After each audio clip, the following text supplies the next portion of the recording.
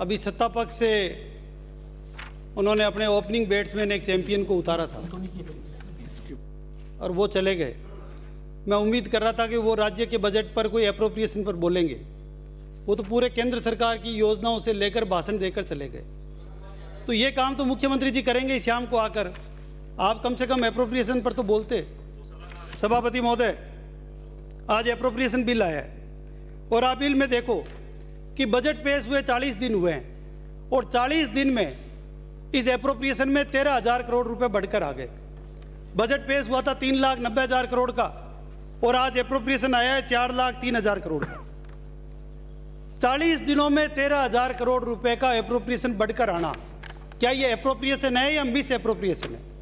सभापति महोदय, मैं कहूंगा कि इस बजट से पहले आज माननीय अध्यक्ष महोदय से भी सुबह चर्चा हुई थी और उन्होंने भी कहा था कि बजट से पहले आउटकम बजट आना चाहिए। आउटकम बजट इसलिए जरूरी है कि जो विद्वान, जो फाइनेंस के जो ऑफिसर्स बजट बनाकर लाते हैं और हम 200 सत्ता पक्ष हो चाहे विपक्ष हो, सभी माननीय सदस्य जो यहाँ बैठते हैं, उनको ये तो पता चले कि जिस मद में वो बजट बना के लाए उस मद में कितना खर्चा हुआ है और नहीं हुआ तो उसके लिए जिम्मेदार कौन है। मैं एक उदाहरण देना चाहता हूं सभापति महोदय। पिछले बजट में लिखा था कि राजस्थान में 1.33 करोड़ महिलाओं को मोबाइल देने की घोषणा हुई थी और उसमें लिखा था 2500 करोड़ रुपए का प्रावधान किया गया। वो 2500 करोड़ रुपए कहां एप्रोप्रिएट किया गया, ये आउटकम बजट होता तो पता चलता। घोषणा कर दी, क्या वो केवल घोषणा थी या बजट का प्रावधान था? प्रावधान था तो एप्रोप्रिएशन में आना चाहिए था। सभापति महोदय, इसलिए आउटकम बजट पहले जब तक नहीं आएगा, जब तक इस बजट का महत्व हम समझ ही नहीं पाएंगे, क्योंकि एक्चुअल्स तो 3 साल बाद आते हैं। इस पूरी सरकार में अभी तक 3 एक्चुअल्स आए हैं, 2 एक्चुअल आएंगे ही नहीं। सभापति महोदय, आप देखो कि इतनी सारी घोषणाएं, बचत, राहत, बढ़त, हजारों करोड़ के विज्ञापन लगे, मुख्यमंत्री जी ने घोषणा की और मैं शुभकामनाएं देता हूं कि राजस्थान की 8 करोड़ जनता की तरफ से कि आप इन घोषणाओं को पूरा करें। और मैं शुभकामनाओं के साथ चैलेंज भी दे रहा हूं कि 2013 में जो आपने घोषणाएं की उनका आंकलन भी प्रस्तुत करें कि क्या वो पूरी हो गई क्या। सभापति महोदय, आज एक्स्ट्रा बजट एप्रोप्रिएशन सरप्लस जो आप लाए हो, 2013 की जितनी घोषणाएं थी उन लोक लुभावन घोषणाओं के बाद मात्र 21 बच गए थे। उन घोषणाओं के बाद अगली सरकार में 21 लोग जीत कर आए थे। तो जनता जनार्दन का जो फैसला है उसमें वो सरकार उस समय पूर्ण रूप से उस सरकार को जनता ने रिजेक्ट किया। तो फिर इसका मतलब आपकी घोषणाएं उचित नहीं थी, वो एप्रोप्रिएशन ठीक नहीं था। इसका मनन करने की आवश्यकता है, क्योंकि लोकतंत्र में यदि जनता ने उस बजट को स्वीकार नहीं किया तो घोषणाओं की कोई वैल्यू नहीं है। सभापति महोदय, आज आप ये देखो कि आप सरकार घोषणाएं पूरी करेगी, मैं उम्मीद करता हूं। पूरी किससे करेगी? लोन लेकर। और लोन की छूट कितनी है आपको? आप इंडिपेंडेंट राष्ट्र नहीं है, आप एक राज्य हैं। आपको FRBM एक्ट 3% की छूट देता है। कोविड के कारण फिलहाल 1% एक्स्ट्रा मिली हुई है, लेकिन यदि पूरी 4% की छूट किसी राज्य ने ले ली हो, इसका मतलब उसकी फाइनेंशियल स्थिति ठीक नहीं है। और राजस्थान ने 4.3% FRBM आपने बुकलेट में लिख के दिया है। आप ऑलरेडी लिमिट क्रॉस कर चुके, नया लोन नहीं ले सकते, रीपेमेंट करना है, ब्याज चुकाना है, तो फिर आप ये घोषणाएं पूरी कैसे करोगे? सभापति महोदय, आप ये देखो, आज 4-5 स्टेट्स का मैं उदाहरण देता हूं, तेलंगाना, आंध्र प्रदेश, कर्नाटका, केरल, इन्होंने इसी तरह की रेवड़ी बांटने की घोषणा की थी और घोषणाओं को पूरा करने के लिए वो ऑफ बजट में चले गए। ऑफ बजटिंग का भी मैं आगे डॉक्यूमेंट दूंगा। ऑफ बजटिंग हुआ तो क्या हुआ कि उन्होंने अपनी स्कूलें, अपने भवन, अपने इंफ्रास्ट्रक्चर बिल्डिंगें, इन संपत्तियों को गिरवी रख दिया। गिरवी रख के हजारों करोड़ के लोन लिए और लास्ट में केंद्र सरकार को इस पर रोक लगवानी पड़ी। तो जब आप FRBM एक्ट क्रॉस कर चुके हो तो उसके बाद आप लोन ले नहीं सकते। और ऑफ बजटिंग लोन आप कितने समय तक लोगे, किस किस डिपार्टमेंट में लोगे?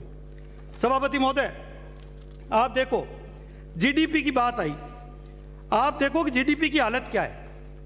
GDP में झूठा उछाल दिखाकर और अत्यधिक कर्जा लेना, क्योंकि GDP में आप उछाल दिखाकर लिख लोगे, GSDP बढ़ाकर लिख कर लेकर आ जाओगे और उससे आप ज्यादा कर्जा ले लोगे। और कर्जे की स्थिति क्या है, मैं आपके सामने एक आंकड़ा देना चाहता हूं। आजादी से बाद से लेकर और 2018 जब वसुंधरा जी की भारतीय जनता पार्टी की सरकार थी, हमने छोड़ा, तब राजस्थान पे कर्जा था सारा उदय योजना का मिलाकर 3,11,373 करोड़ रुपए। कितना सभापति महोदय? 3,11,373 करोड़ रुपए। और आज इस सरकार ने अपने उसमें लिखा है कि हमारा कर्जा है 5,80,000 करोड़, तो लिखा है। और मैं दावे के साथ कह रहा हूं, ऑफ बजटिंग जोड़ लो। माननीय सिरोही से आने वाले आदरणीय, आप तो बड़े विद्वान हैं, आप ऑफ बजटिंग को अच्छी तरह समझते हैं। इस ऑफ बजटिंग को जोड़ कर ले आओ, ये 6 लाख करोड़ से ऊपर निकलेगा। और आज राजस्थान के प्रति व्यक्ति पर 70,369 रुपए, 70,400 रुपए का कर्जा है। राजस्थान की 8 करोड़ जनता पर 70,400 रुपए प्रति व्यक्ति पर कर्जा है। जितना आजादी से लेकर 2018 तक लिया, उतना कर्जा आपने इन 4.5 साल में ले लिया। यह सरकार का फाइनेंशियल मैनेजमेंट है। सभापति महोदय, आप ये देखो, और राजस्थान की स्थिति क्या है? हम 39% हमारी जीडीपी का कर्जा ले चुके हैं। हम श्रीलंका और पाकिस्तान की स्थिति में जा रहे हैं। 39% हम कर्जा ले चुके हैं। राजस्थान में 6 लाख करोड़ से ज्यादा हो गया है। 4 वर्षों में हमारी जीडीपी तो बढ़ी है केवल 67% और हमारा कर्जा बढ़ा है 100%। और आज राजस्थान की एक व्यक्ति पर कर्जा तो है 70,400 रुपए। 15% आबादी 5,000 रुपए महीना से कम कमाती है। राजस्थान की 10% आबादी 25,000 रुपए महीने से कम कमाती है। 50% आबादी के पास नहीं के बराबर संपत्ति है। उस राजस्थान के प्रति व्यक्ति पर इतना बड़ा कर्जा डालने का काम इस राजस्थान की कांग्रेस सरकार ने राजस्थान स्टेट को फाइनेंशियल पैरालाइज करके किया।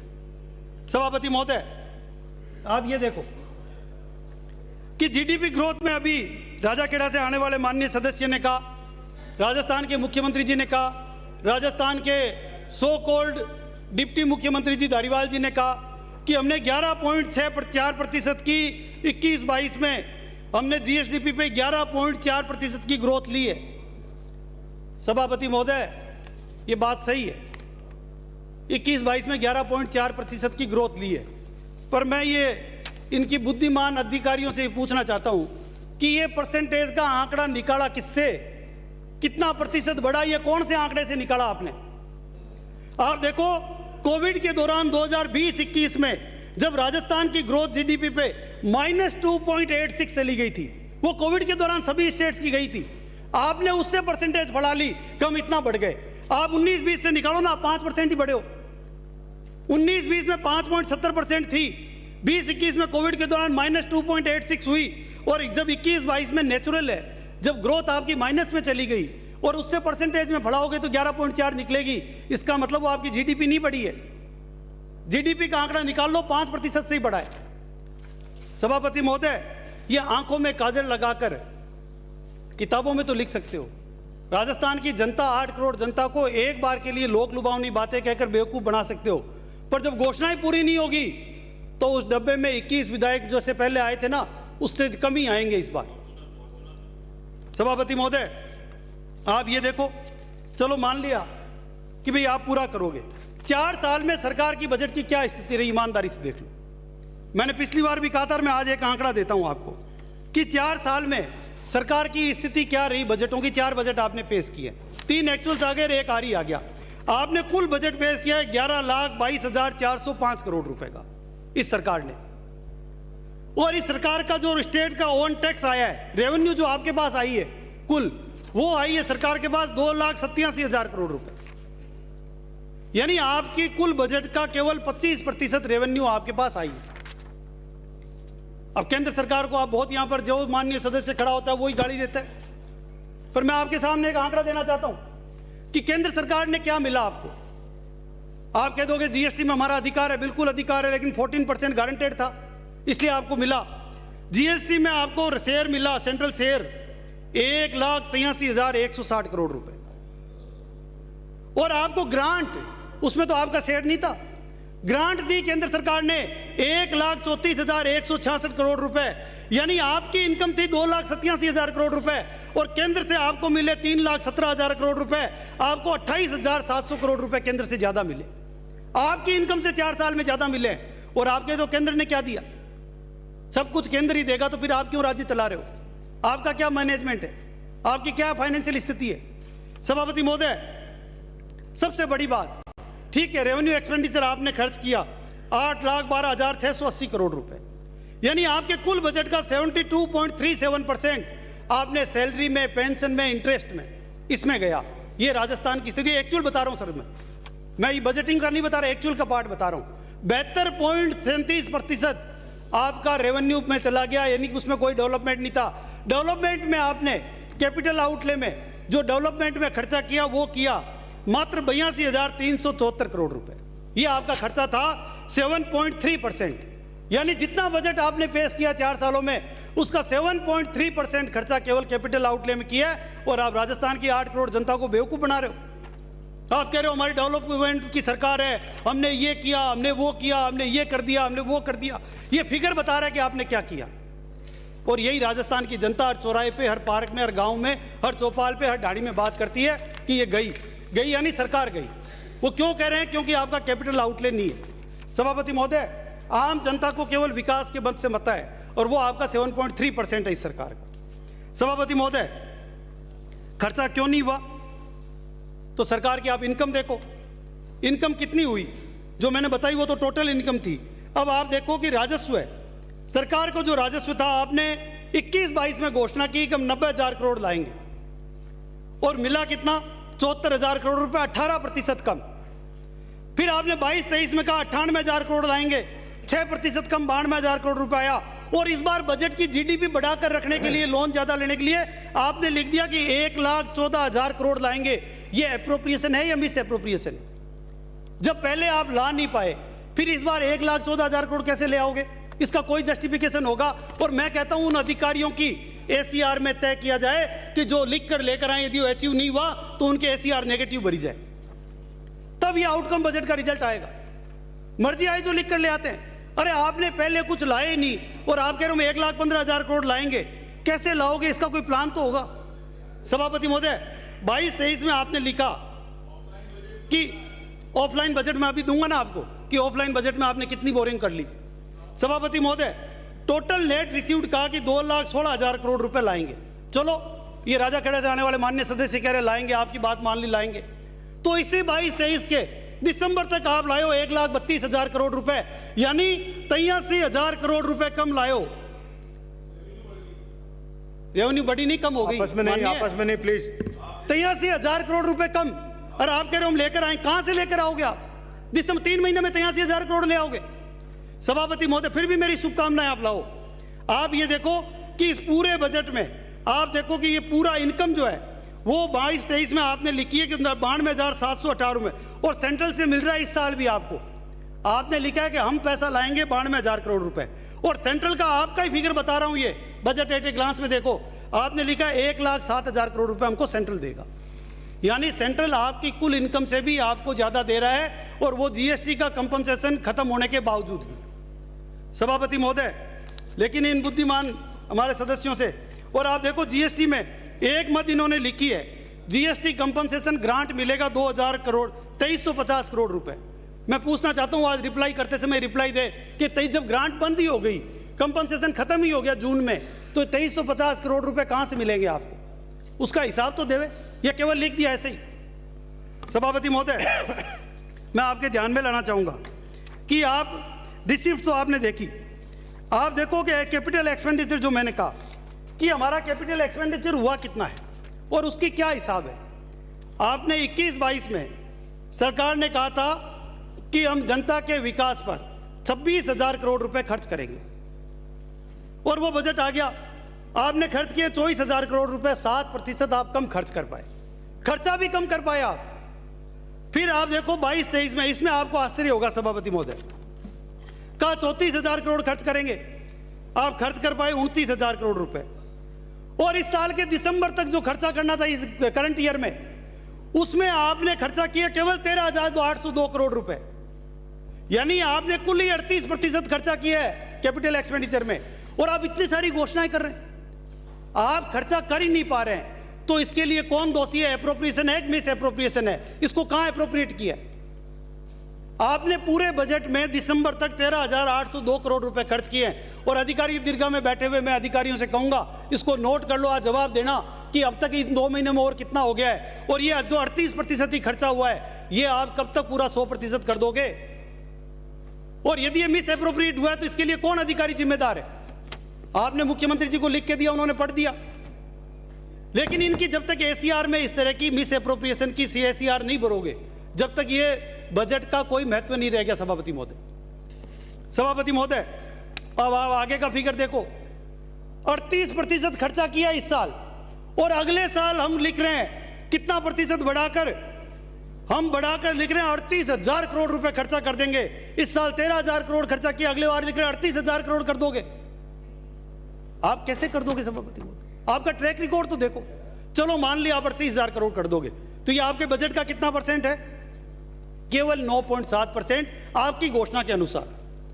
सभापति महोदय, मैं आपका ध्यान दिलाना चाहूंगा कि आप ये टेबल 6 में आप ये देखो, सबसे बड़ी बात कि अभी एसोचैम ने, फिक्की ने ये चिंता जताई है कि हमारे बजट को सबसे ज्यादा नुकसान किससे हो रहा है? सबसे ज्यादा नुकसान हो रहा है तस्करी और जाली वस्तुओं से। राजस्थान में प्रदेश की अर्थव्यवस्था सबसे बड़ा नुकसान है। तस्करी के मामले 163% बढ़े हैं। मोबाइल जोन, मोबाइल हो, इलेक्ट्रॉनिक, घरेलू उत्पाद, खाद्य पदार्थ, तंबाकू, शराब, अफीम, और आजकल एक नया तस्करी का एक माफिया बना है, वो बना है ऑयल और क्रूड का। कौन अधिकारी इसमें सम्मिलित है? किसके संरक्षण में हो रहा है? ये बाड़मेर में रिफाइनरी लग रही है। यदि इसी तरीके से तस्करी होती रही तो ये राजस्थान का सबसे बड़ा नुकसान होगा। सभापति महोदय, बड़े बड़े अधिकारी और प्रभावशील लोगों का एक बहुत बड़ा गिरोह और नेटवर्क बना हुआ है जिसमें ये तस्करी का जाल राजस्थान में चल रहा है, और ये राजस्थान को हजारों करोड़ रुपए की सब्सिडी, इसकी इनकम का ये लॉस राजस्थान के बजट में हो रहा है। सभापति महोदय, एक स्टडी के मुताबिक 22,000 करोड़ रुपए का सालाना हमारे यहाँ पे तंबाकू का सेवन हो रहा है, 22,000 करोड़ रुपए का। और स्टेट गवर्नमेंट की जो टैक्स स्लैब है उसमें 45 से लेकर 65% का इसमें राजस्व है, यानी लगभग 10,000 करोड़ रुपए राजस्व आना चाहिए। गुटखा, पान पराग, जर्दा, इस सब सिगरेट, इन तंबाकू से 10,000 करोड़ का राजस्व आना चाहिए, और कितना आ रहा है?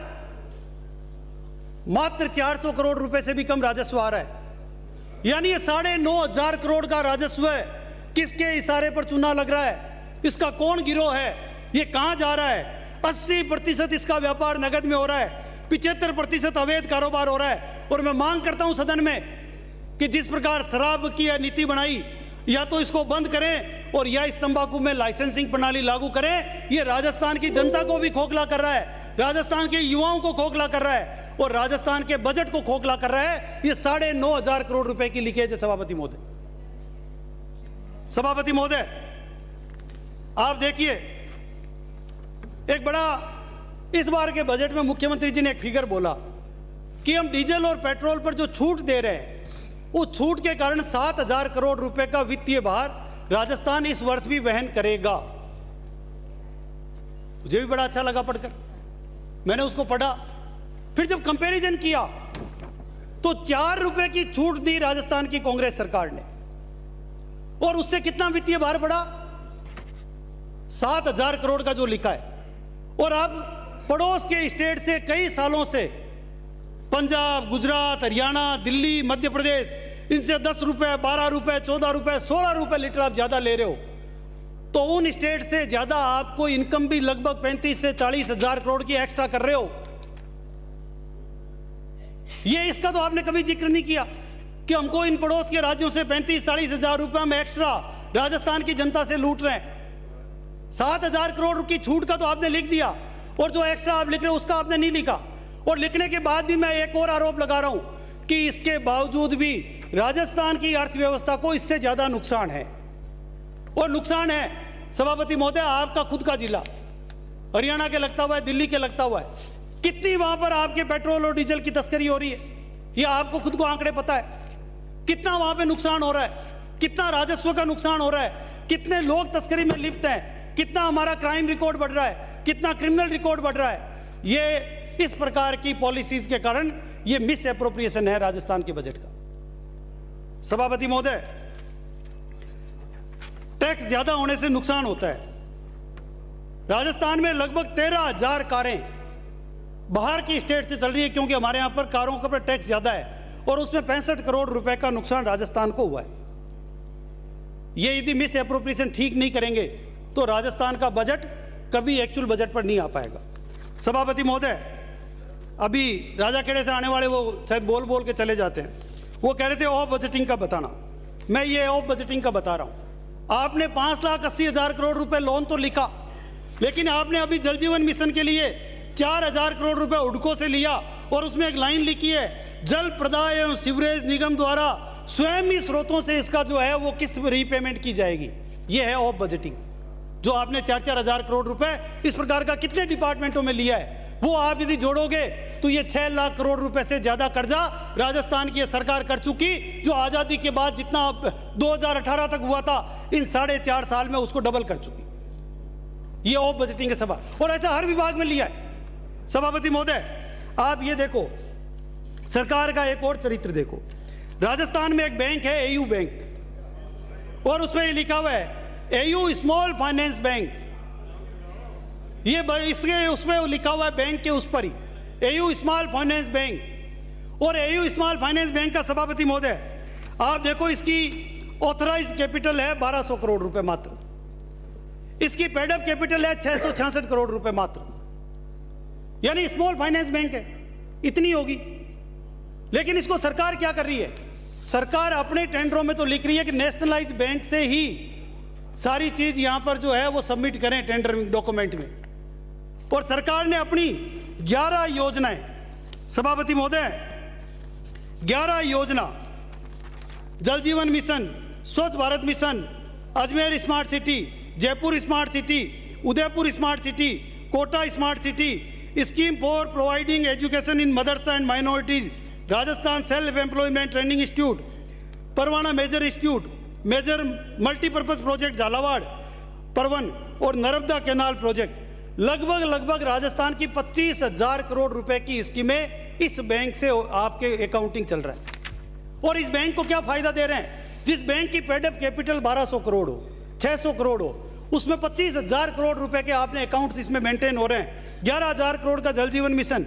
और आप देखो, इसका कल का, इस वीक का 1177 करोड़ रुपए बैंक के अकाउंट में पड़े हैं। जितनी बैंक की पेडअप कैपिटल नहीं है, उससे ज्यादा तो इसके पास सरप्लस गवर्नमेंट का पड़ा है। पिछले वीक का 880 करोड़ रुपए पड़ा है। ये इस प्रकार का जो एक एक फायदा देने का काम कर रहे हैं, ये क्यों कर रहे हैं? क्या कारण है इन छोटी स्मॉल फाइनेंस बैंक में सरकार की इतनी बड़ी योजनाओं को इनकॉर्पोरेट करने की? क्या मंशा है सरकार की? सभापति महोदय, आप देखिए, कभी सरकार का जो फाइनेंस का सॉफ्टवेयर है, उस सॉफ्टवेयर में वित्तीय प्रणाली IFMS से सरकार के अधिकारियों को एकदम से ध्यान आया कि हम इसको ओरेकल पर शिफ्ट करेंगे। कहीं से कोई ज्ञान आया होगा, ओरेकल पर शिफ्ट करेंगे। अब ओरेकल पर शिफ्ट करने का आप देखो कि ओरेकल पर शिफ्ट करने के लिए सॉफ्टवेयर अपडेट करने का काम जो भारत सरकार की NIC करती थी, सरकार का पूरी वित्तीय व्यवस्था जिसमें ट्रेजरी, राजकोष, ई ग्रास, पैसेंजर पे मैनेजर सब शामिल है, ये IFMS पर चलता था। केंद्र सरकार की एजेंसी जो NIC है, उसने राज्य सरकार की मंशा पर यह लिख कर दिया कि ठीक है, आप ओरेकल पर जाना चाहते हैं, हम ये सिस्टम आपको 65 करोड़ रुपए में डेवलप करके दे देंगे। कितने में सभापति महोदय? 65 करोड़ रुपए में। सरकार कह रही है नहीं, हम प्राइवेट लोगों से कराएंगे। और सरकार ने 500 करोड़ रुपए का पूरा सॉफ्टवेयर और हार्डवेयर बदलने का काम शुरू कर दिया। 3 RFP कॉल कर ली, लगभग 100 करोड़ रुपए की 3 RFP कॉल कर चुके। सभापति महोदय, मैं पूछना चाहूंगा कि ये सरकार का बजट के होर्डिंग और जो सरकार की जो फेस चमकाने की योजनाएं हैं, कि वो इस तरह की सॉफ्टवेयर कंपनियों के माध्यम से तो नहीं है? जो काम भारत सरकार की कंपनी 65 करोड़ में कर रही है, वो सरकार के अधिकारी कह रहे हैं हम 500 करोड़ में करेंगे। मैं सभापति महोदय आपको जिम्मेदारी के साथ कह रहा हूं, 6 महीने बचे हैं सरकार के, एक एक चीज की ऑडिट होगी, कोई गलतफहमी में नहीं रह जाए, एक एक चीज की ऑडिट होगी सभापति महोदय। और सबसे बड़ी बात, ये आप जो राजस्थान गवर्नमेंट का एक एक व्यक्ति का 8 करोड़ लोगों का जो डाटा है इसमें, वो क्या विदेशों में बैठी कंपनियों को देना चाहते हो? हर आदमी की प्राइवेसी लीक करना चाहते हो? हर आदमी के फाइनेंस का डाटा उनको देना चाहते हो? सभापति महोदय, एक और आप देखिए, कभी बड़ी बात की कि 3,000 पैकेट, हम 1 करोड़ पैकेट देंगे, हम मिड डे मील देंगे, पोषाहार देंगे। मैं आपकी जानकारी में लाना चाहता हूं कि मिड डे मील और पोषाहार में राजस्थान में हो क्या रहा है। राजस्थान में मिड डे मील और पोसार में आपने इसमें कॉन्फ्रेड के माध्यम से सारा जो काम है वो आपने कॉन्फेड के माध्यम से कराने का 4,000 करोड़ का काम का आपने निश्चय कर लिया कि हम कॉन्फेड से कराएंगे। चलो ये आपका इंटरनल एडजस्टमेंट आप किसी भी डिपार्टमेंट से कराओ, पर कॉन्फेड जिस काम को करेगी उसका टेंडर तो कॉन्फेड करे, उसका रेट कॉन्ट्रैक्ट नहीं है कॉन्फेड के पास। मिड डे मील और पोसार में 400 करोड़ रुपए की प्रति माह इसमें घोटाला किया जा रहा है।